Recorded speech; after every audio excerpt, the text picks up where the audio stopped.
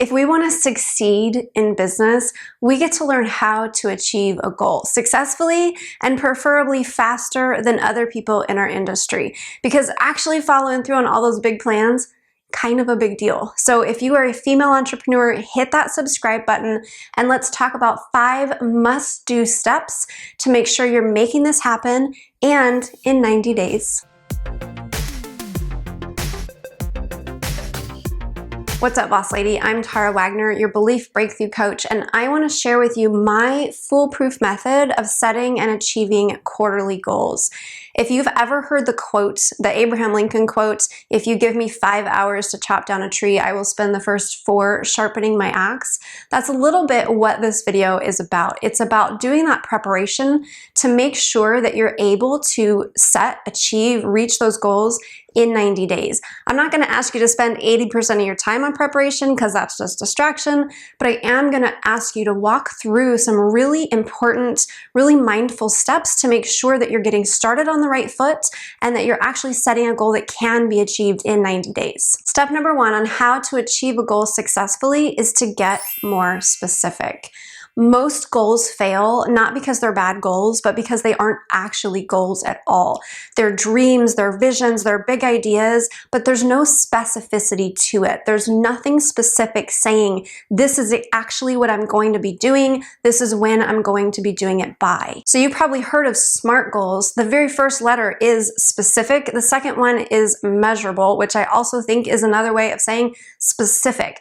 What I like to tell people to do is to put some numbers behind it, whether that number is a date, whether it's a stat, whether it is a percentage, put some specificity behind your goals. An example of this would be if you were to say, I want to increase my revenue. Well, by how much? How do you want to increase that revenue? When do you want to increase that revenue by?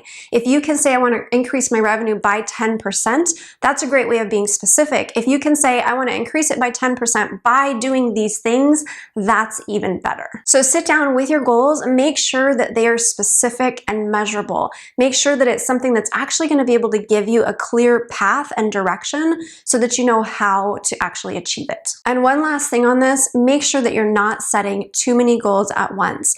In a quarter, you should really be working on no more than 1 to 3 goals. The bigger the goal, the fewer there are. Step number 2 is to create your map, a massive action plan. And really what this is a giant brainstorm of all the different ways that you can move yourself forward in this goal. Now, this may be really specific steps, or it may just be a brain dump of ideas. So for instance, if your goal is to increase your revenue by 10%, but you're not sure yet how you want to do that, you're going to do a massive brain dump of all of the possibilities. You're not going to judge them.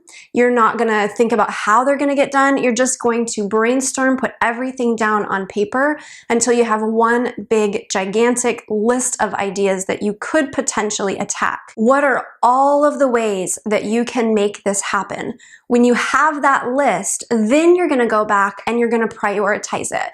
And the way that I like to do this is to just circle a few of the things that are going to give me the biggest impact. Remember that 20% of your actions are going to create 80% of your results. So look for the things that are going to give you the biggest bang for your buck, circle those and start there. Comment below with massive if you've ever made a massive action plan like this one. Step number 3 is to break all of these ideas down into tiny, tiny tasks.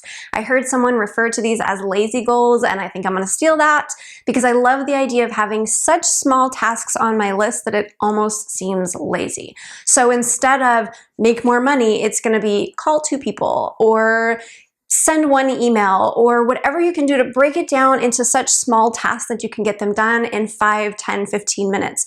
This helps you to kind of overcome the procrastination or the overwhelm because you're looking at such tiny tasks. It does take a little bit of time to break all this down, but it's so worth it when you get to your calendar or your to-do list that day and you know exactly what to do and it's little stuff, you check it off, it's fun, it's easy, and you're seeing progress every single day.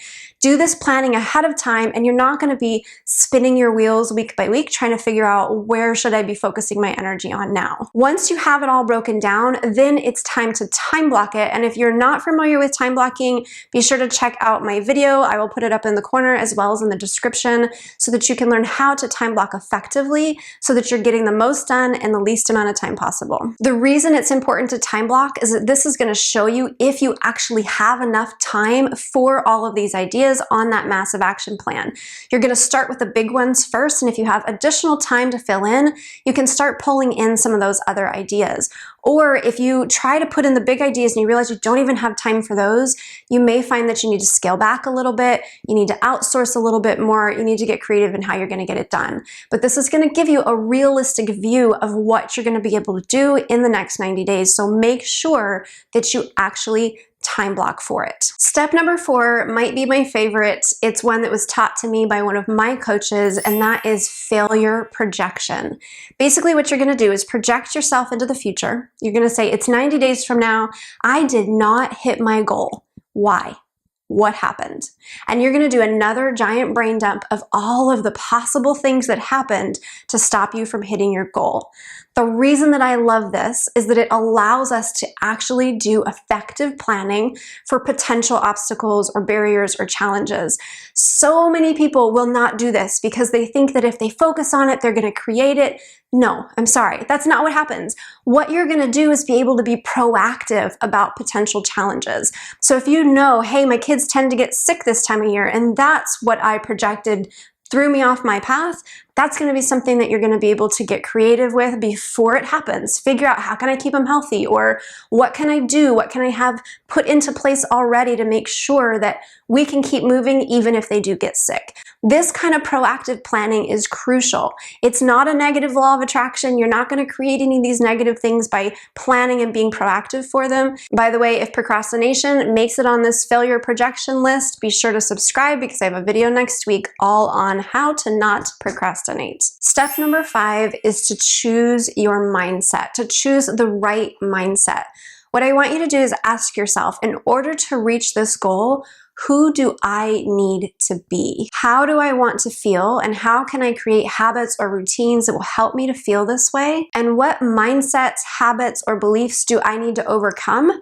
And how can I start to work on that now? This is important to do because if we're not approaching this from a mindful place, understanding that personal growth will be a part of achieving these goals, a lot of times we get stuck on the same bad habits, the same patterns, the same limiting beliefs that we've always had, that we've always gotten stuck on. So doing a little bit of questioning yourself on this. What is the mindset that I need to have going into this? How can I create that mindset? Who do I need to be? How can I practice being that person?